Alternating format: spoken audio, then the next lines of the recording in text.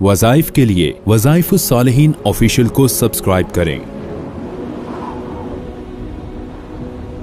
وظائف الصالحین آفیشیل۔ نحمده ونصلي ونسلم على رسوله الكريم اما بعد فاعوذ باللہ من الشیطان الرجیم بسم اللہ الرحمن الرحیم۔ ذی الحج کی یکم تاریخ کا میں آپ کو مشکلات کی حل کا ایک مجرب وظیفہ دوں گا، جو اتنا طاقتور وظیفہ ہے، دنیا کی کوئی مشکل آپ کو ہے اللہ وہ دور فرما دے گا۔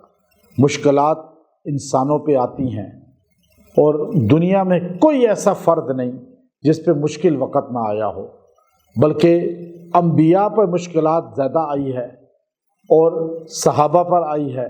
آپ نبیوں کو دیکھیے، اللہ رب العزت نے خود ارشاد فرمایا کہ انبیاء پر بھی اتنی مشکلات آئیں کہ رسول یہ پکار اٹھے کہ کب اللہ کی متا نصر اللہ، کب اللہ کی مدد آئے گی۔ یہ نبیوں نے کہا۔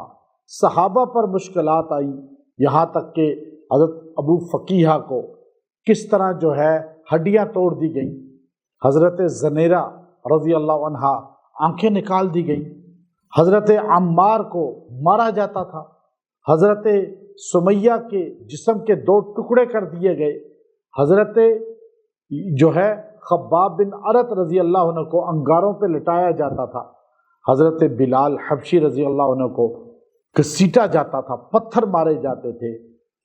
آپ دیکھیے صحابہ پر کتنے آزمائشیں، مشکلات آئی ہیں۔ مشکلات آنا اور پھر اللہ کے ہاں سرخرو ہو جانا مشکلات کے بعد، اور مشکلات کا ٹل جانا، یہ اللہ نے اعمال کے ساتھ جوڑا ہے۔ صحابہ اکرام تو سرخرو ہستیاں ہیں اور وہ تو کامیاب لوگ ہیں۔ ہم مشکلیں آتی ہیں، مصائب آتے ہیں، ہم فوراً شکوے شروع کر دیتے ہیں اللہ سے۔ یہاں میں آپ کو بتا رہا ہوں کہ آپ نے شکوہ نہیں کرنا، آپ نے اللہ سے مانگنا ہے، اللہ کے سامنے گڑ گڑانا ہے۔ یہ بڑے مقدس دن ہیں۔ قرآن میں سورہ فجر میں اللہ نے ان 10 راتوں کی قسم کھائی ہے، اور نبی کریم صلی اللہ علیہ وسلم نے فرمایا کہ رمضان کے بعد سب سے افضل روزے ذی الحج کے روزے ہیں، اور یہ ایک روزے پہ 1 سال کی عبادت کا ثواب مل جاتا ہے۔ اب آپ ان دنوں کو، ان لمحوں کو ضائع نہ کریں۔ ذی الحج کی عبادت رات کی لیلۃ القدر کے برابر ہے۔ پوری لیلۃ القدر نہیں ہے، لیکن رات کی عبادت ذی الحج کی لیلۃ القدر کی طرح ہے، اور دن کا روزہ رمضان کے بعد سب سے افضل ہے۔ اس لیے ان کی قسمیں اللہ کھا رہا ہے۔ موسیٰ علیہ السلام کو طور پہ جو آخری وَوَاعَدْنَا مُوسَىٰ 30 لَيْلَةً وَأَتْمَمْنَاهَا بِعَشْرٍ، یہ 10 راتیں ہیں ذی الحج کی۔ پیچھے ذی القعدہ آپ نے پورا طور پہ اعتکاف کیا، 10 راتیں مزید روزے کے ساتھ اعتکاف ہوا، اللہ نے تورات عطا فرمائی۔ تو آپ اس دن اگر اللہ کی مدد لینا چاہتے ہیں تو وہ وظیفہ جو ابراہیم علیہ السلام نے نارے نمرود کے اندر پڑھا تھا، جب فرشتے آئے بتائیں ہم آپ کی کیا مدد کریں، آپ تو بندوں سے مدد مانگتے ہیں، جنوں سے مانگتے ہیں، یہاں تو فرشتوں سے مدد نہیں مانگی خلیل نے، ایسے توحید والے تھے۔ تو آپ نے کہا نہیں، میری مدد وہ کرے گا جو مجھے دیکھ رہا ہے۔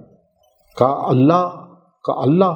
پھر آپ نے یہ وظیفہ جو بدر میں رسول اللہ صلی اللہ علیہ وسلم پہ نازل ہوا، حسبنا اللہ ونعم الوکیل، حسبنا اللہ ونعم الوکیل، آپ نے اس دن پڑھنا ہے 111 مرتبہ۔ آپ اس کو پڑھ کے 111 مرتبہ دعا کریں، اللہ آپ کو ہر مشکل سے نکالے گا۔ پھر جب بھی آپ اس کو پڑھیں گے آپ کی مشکل حل ہوگی، اللہ داد رسی فرمائے گا۔